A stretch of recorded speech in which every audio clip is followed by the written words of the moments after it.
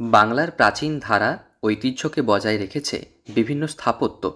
রাজ্যের একাধিক জায়গায় প্রাচীন মন্দির বর্ণনা দেয় এককালের ইতিহাসকে। বাংলা সীমানায় অবস্থিত একাধিক প্রাচীন মন্দিরের গঠনশৈলী প্রমাণ করে প্রাচীনত্বকে। বাংলার প্রাচীন মন্দির এক একটি ইতিহাস ক্ষেত্র। এ বাংলার আনাচে কানাচে লুকিয়ে আছে নানান লুকায়ত সংস্কৃতি। মানুষের ভক্তি এবং বিশ্বাসে বহু প্রাচীন কাল থেকে বাংলায় প্রতিষ্ঠিত হয়েছে একাধিক মন্দির।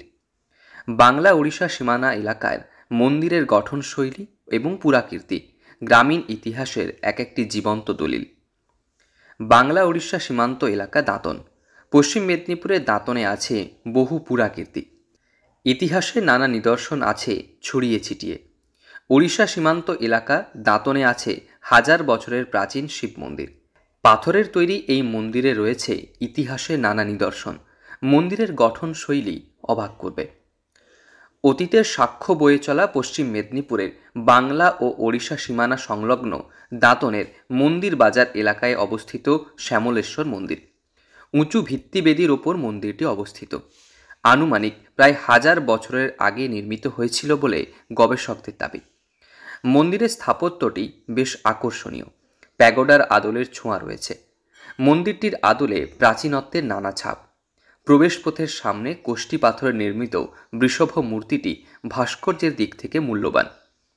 তৎকালীন সময়ে ওড়িশা রাজ্যের অধীনে ছিল বাংলার দাঁতন, তাই মন্দিরের গঠন রীতিতে রয়েছে উৎকল রীতি। মন্দিরকে ঘিরে রয়েছে অগাধ কিংবদন্তি।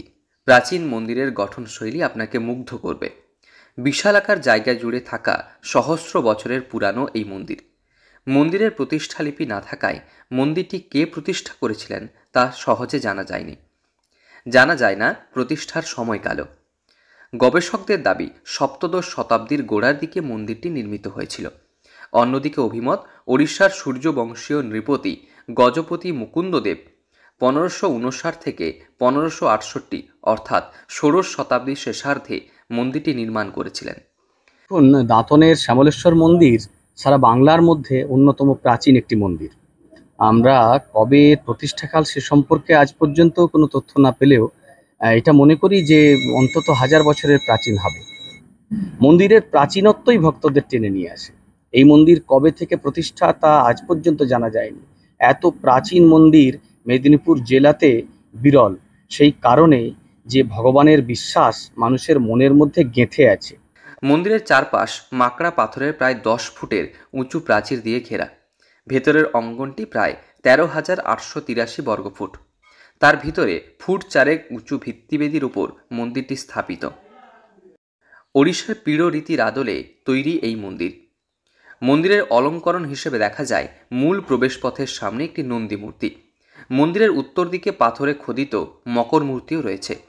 সামনের দ্বারপথে ভগবান বিষ্ণুর অনন্ত সজ্জার ফলক রয়েছে। স্বাভাবিকভাবে মন্দিরের দেওয়ালে অলঙ্করণ এবং গঠন রীতি অবাক করবে। গবেষকদের কাছে অন্যতম গবেষণার বিষয় শ্যামলেশ্বর শিব মন্দির। পশ্চিম মেদিনীপুর থেকে রঞ্জন চন্দ্রের রিপোর্ট, লোকাল 18 বাংলা।